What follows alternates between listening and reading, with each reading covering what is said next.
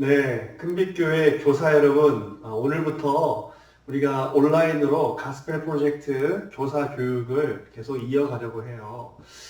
그동안 귀한 모임들과 시간들을 가지면서 동기부여를 많이 받았고 피드백이 굉장히 좋았지만 같이 모일 수 있는 여건이 되지 못해서 온라인으로 하게 된다는 점 아쉽지만 이해해 주시면 감사드리겠어요. 우리가 지금 복습의 의미에서 7과 아브라함과 언약을 맺으시는 그 하나님에 대해서 같이 오늘 살펴보고 이 부분들을 좀 각 부서별로 교육자들과 함께 또 상의하고 고민들을 나누면서 준비를 할 수 있었으면 좋겠습니다. 그래서 온라인으로 교사 교육이 이루어지고 그 다음에 각 부서별로 온라인이든 오프라인이든 계속 그 모임을 갖고 그것을 토대로 오프라인에서 아이들과 함께 만나서 교제하고 지도할 수 있는 그런 전략들을 좀 같이 짜주셨으면 좋겠어요. 그러면 아브라함과 언약을 맺으신 하나님에 대해서 제가 다시 같이 말씀을 나누겠습니다. 창세기 12장이잖아요. 하나님께서 아브라함을 찾아오셔가지고 아브라함에게 놀라운 말씀을 하시지 않습니까? 어떻게 시작하죠? 여호와께서 아브라함에게 이르시되 너는 너의 고향과 친척과 아버지의 집을 떠나 내가 내게 보여줄 땅으로 가라. 내가 너로 큰 민족을 이루고 내게 복을 주어 내 이름을 창대하게 하리니 너는 복이 될지라 그랬어요. 우리가 너무나 익숙한 말씀이기도 하고 좋아하는 말씀이기도 해요. 왜냐하면 하나님께서 우리를 향해서 이렇게 엄청난 세계적인 축복을, 세계적인 복을 주신다는 그 내용 같아서 굉장히 좋아합니다. 많은 분들이 이 말씀을 좋아해요. 그런데 우리가 이 말씀의 의미가 과연 우리 개인적인 성공과 개인적인 삶의 행복, 우리의 성취를 보장하시고 약속하시는 그런 말씀에 불과한 것일까? 저는 그렇지 않다라고 확신합니다. 그 이유들을 오늘 같이 나누려고 하는데요. 큰 문맥을 봐야 되는 거예요. 성경에서 흐르고 있는 큰 주제, 흐름, 문맥, 우리가 그것을 살펴보았을 때 이것은 절대 개인적인 축복에 국한되지 않는 하나님의 약속의 말씀이에요. 그러면 과연 이 하나님의 약속, 언약이 구체적인 내용은 무엇이고 또 누구를 향한 것이며 또 어떻게 성취가 되어 왔고 되어 가고 있는가를 같이 말씀을 통해서 추적해 보자고요. 가장 먼저 살펴봐야 할 것은 이 말씀 이전에 어떠한 배경이 있었는지 한번 보자는 것입니다. 자, 창세기 1장, 2장, 3장을 통해서 죄가 발현됐고 그 죄에 대한 비참한 결과들이 3장 이후부터 계속 순차적으로 나오기 시작하는데 죄의 결과 중에서 가장 중요한 핵심은 분리예요. 분리가 가장 중요한 핵심입니다. 그래서 3장에서 하나님과 분리가 돼요. 이게 에덴에서 쫓겨나는 장면을 통해서 그것이 확실하게 드러나거든요. 하나님의 품으로부터 완전히 분리가 돼버리는 거예요. 이게 죄의 결과거든요. 참혹한 결과입니다. 그리고 4장에서는 어떤 분리가 일어나게 됩니까? 가정 안에, 가정이 박살나요. 하나님께서 이 세상에 세운 최초의 기관, 최초의 기구, 이 거룩한 공동체인 가정이 박살납니다. 죄의 결과입니다. 관계들을 파괴시키는 죄의 결과. 그 다음에 쭉 6장부터 이제 홍수 이야기가 나오잖아요. 6장부터 쭉 10장까지인가요?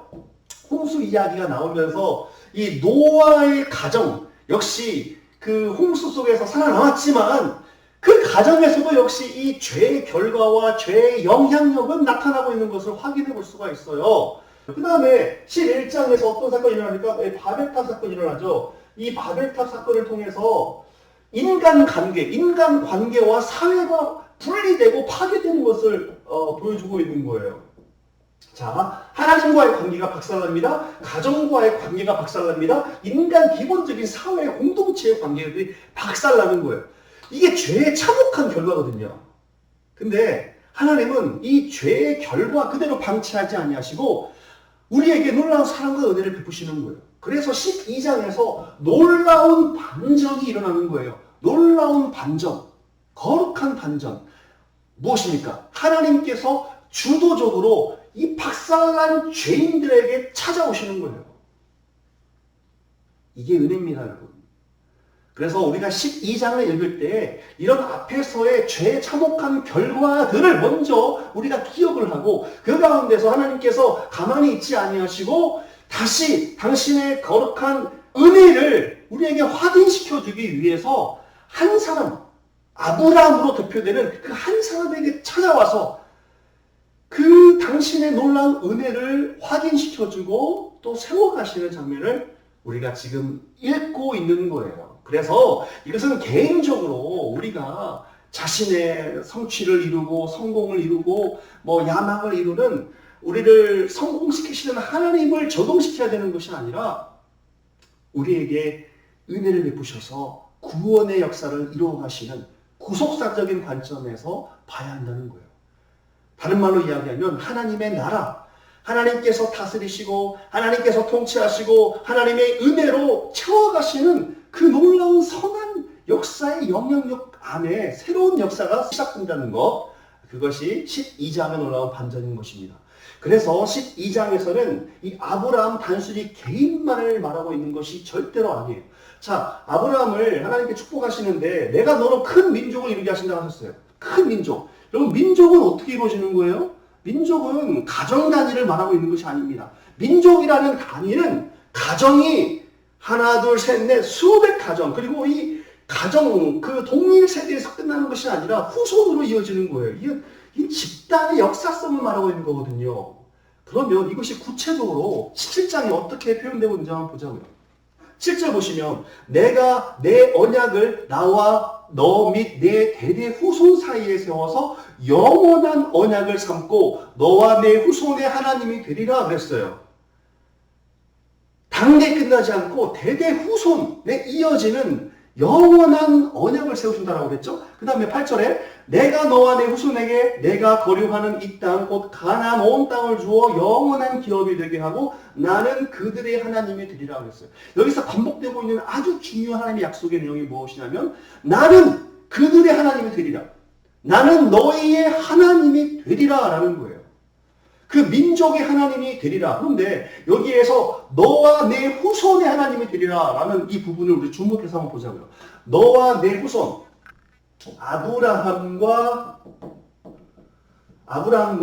아브라함의 후손이에요. 자, 그러면 우리 개인적인 이기심을 가지고 이 말씀을 보면 야, 나와 내 자식들에게 복 주시는구나 이렇게 단순한 적용을 할 수가 있지만 절대 그렇게 보면 안 되는 이유가 신약 성경이 이것을 절대 이런 개인적인 가족 공동체를 흥왕시키는 하나님의 단순한 약속이 아님을 말하고 있기 때문에 그렇습니다. 그게 어디에 나와 있는지 아십니까? 갈라디아서 3장에 나와 있어요. 한번 가서 보겠습니다. 갈라디아서 3장을 한번 보세요. 너무나 중요한 말씀이에요. 항상 아브라함에게 하신 언약의 약속을 상기할 때 반드시 갈라디아서 3장을 같이 봐야 돼요. 자, 3장 16절 보세요.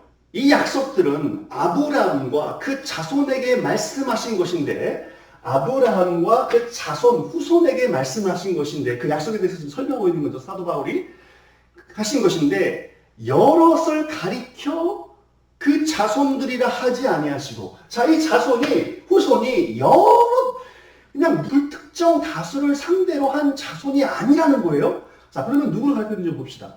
여럿을 가리켜 그 자손들이라 하지 아니하시고 오직 한 사람을 가리켜 내 자손이라 하셨으니 곧 그리스도라 그랬어요. 자, 성경이 분명하게 해석해주고 있습니다. 창세기 12장 안에서만 우리의 눈이 갇혀 있으면 안 되고 신구약 전체에서 이 아브라함에게 주셨던 약속의 의미들을 우리가 조명해 봐야 되는데 갈라디아 3장 16절은 분명하게 우리에게 밝혀주기를 아브라함과 아브라함의 후손에게 하신 말씀 이 후손은 불특정 다수가 아니라 분명히 예수 그리스도라고 말하고 있어요. 예수 그리스도. 자, 그러면 우리가 이 아브라함의 후손으로 올 예수 그리스도라는 것을 우리가 기억하고 오늘 12장 1절로 다시 가서 보면 이것이 단순히 한 개인을 성공시키시고 한 가정에게 놀라운 복을 약속하신 하나님의 이런 약속이 아니라 이건 당신의 구원을 이루어가시는 깨어진 관계 속에서 하나님과의 분리로부터 시작해서 인간 관계들이 다 모조리 파괴되어 버린 그 불쌍한 저와 여러분들, 우리 인류들을 향해서 예수 그리스도를 통해서 다시 회복시키시고자 하시는 하나님의 약속임을 우리가 살펴볼 수가 있는 거예요. 이게 교사 교육에서 이 문제가 확실하게 여러분 모두에게 각인되어야 됩니다. 그래야 우리가 이 적용을 할 때 우리도 아브라함처럼 복을 받자. 우리도 하나님이 우리 가정을 복주신다. 이런 적용을 안 하게 되고 예수님을 우리가 사모하게 되고 예수님의 십자가의 은혜와 그 놀라운 사랑을 기억할 수 있는 교육으로 이어지게 되는 거예요. 자, 다시 한번 이 내용들 상기하시고요. 너무나 중요한 말씀이기 때문에 갈라디아서 16절 동그라미를 한 100번 치세요. 그래서 이 말씀을 반드시 창세기 12장 본문과 같이 우리가 연계해서 봤으면 좋겠어요. 자, 그러면 이 아브라함과 그 후손을 통해서 예수 그리스도를 통해서 주신 이 복이 구체적으로 뭐냐 이거죠. 아까 말씀하신 것처럼 나는 너의 하나님이 될 것이다. 나는 그들의 하나님이 될 것이다라고 했거든요. 그러면 이것은 너로 인하여서 너의 후손으로 말미암아 모든 민족이 복을 받게 될 것이다. 자, 다시 한번 봅시다. 창세기 12장 3절 땅의 모든 족속이 너로 말미암아 복을 얻을 것이니라. 땅의 모든 족속이 너로 말미암아 복을 얻을 것이니라고 분명히 말씀하여 주셨어요. 이것은 단순히 예수님을 잘 믿는 우리 식구들, 예수 믿는 우리 총부 아이들, 학생부 아이들, 또 우리 청년부들, 우리들이 잘 되고 또 축복받고 또 우리끼리 구원의 감격을 누리면서 짝짝꿍하고 끝나는 그런 것이 아니라는 것을 알 수가 있어요. 하나님의 목적과 계획은, 하나님의 구원의 역사는 우리를 통해서 땅에 있는 모든 족속이 복을 받게 하시는 이 거대한 계획이 있다는 것을 우리가 알 수가 있는 거예요.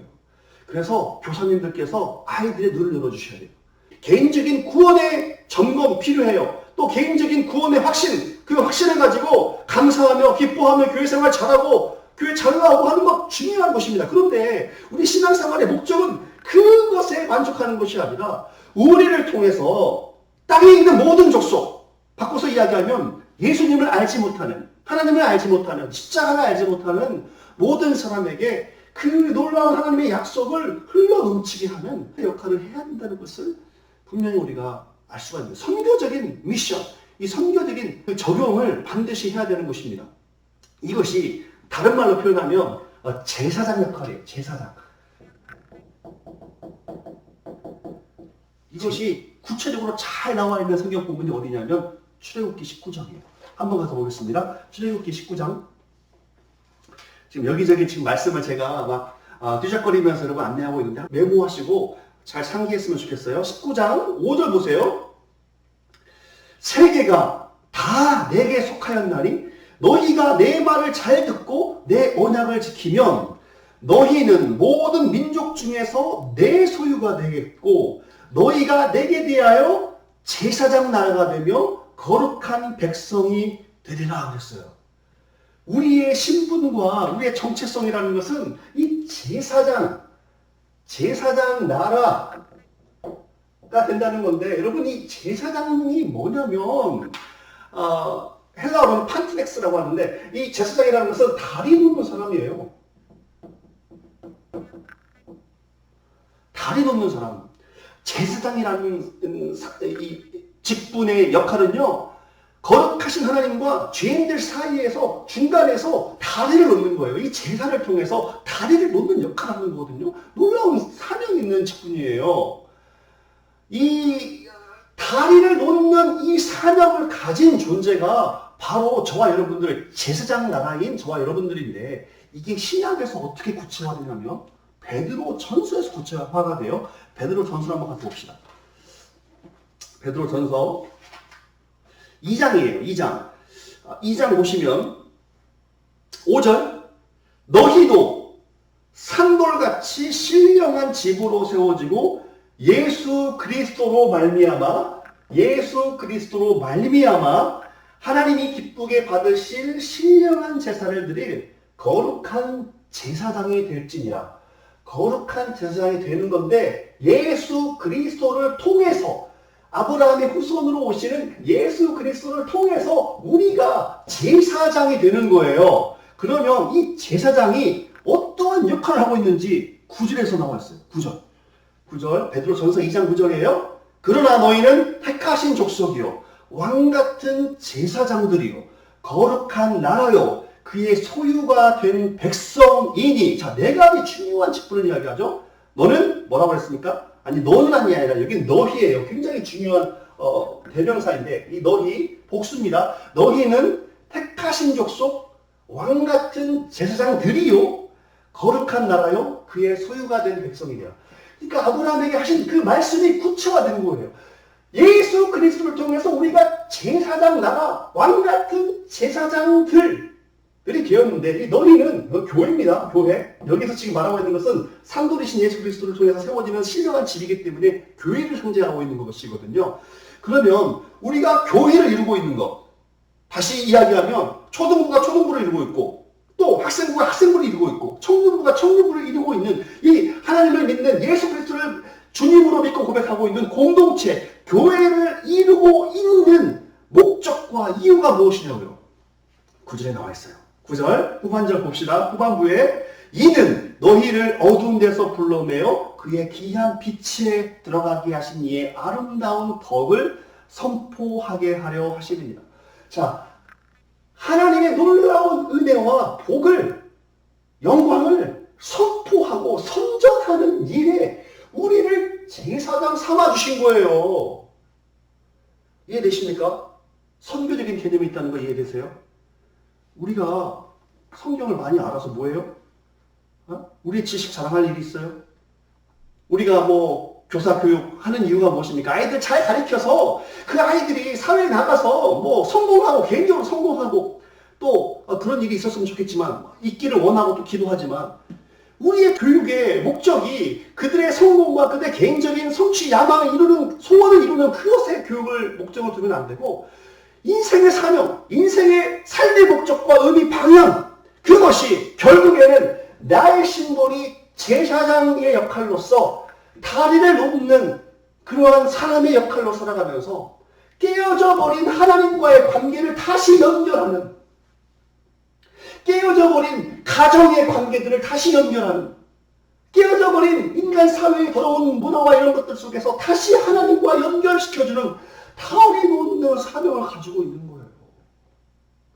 이것을 위해서 우리가 오늘도 눈물로 기도를 하며 아이들을 양육하는 것입니다.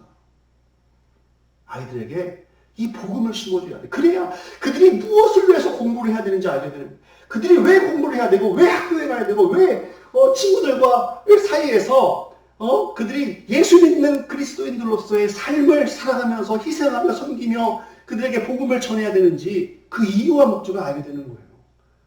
우리는 제사장들이기 때문에 예수 그리스도로 말미암아, 아브라함의 후손으로 오신 예수 그리스도로 말미암아 하나님께서는 우리를 제사장 나라로 삼으셔서 당신의 아름다운 덕을 선전하고 선포하게 하시기 위해서 우리를 부르셨기 때문에 그렇습니다. 그래서 창세기 12장 본문의 내용의 핵심은 하나님께서 아브라함을 선택하신 이유와 목적, 그것은 예수 그리스도를 우리에게 주셔서 우리를 회복시키시고 거룩한 제사장 나라로 만드셔서 이제 우리도 깨어져 버린 관계들을 다시 연결하는, 다리를 놓는 제사장의 역할을 하면서 우리의 삶의 현장에서, 가정에서, 학교에서, 직장에서 그러한 놀라운 사명을 가진 다음 세대가 되도록 하신 것입니다. 그래서 이 내용들을 잘 숙지하셔서 각 부서별로 잘 또 토의하시고 또 어려운 질문들이나 궁금한 그런 부분들은 또 피드백 주셔서 우리 아이들을 향해서 잘 적용하시고 가르칠 수 있는 교환들을 만들어 주셨으면 좋겠습니다. 감사합니다.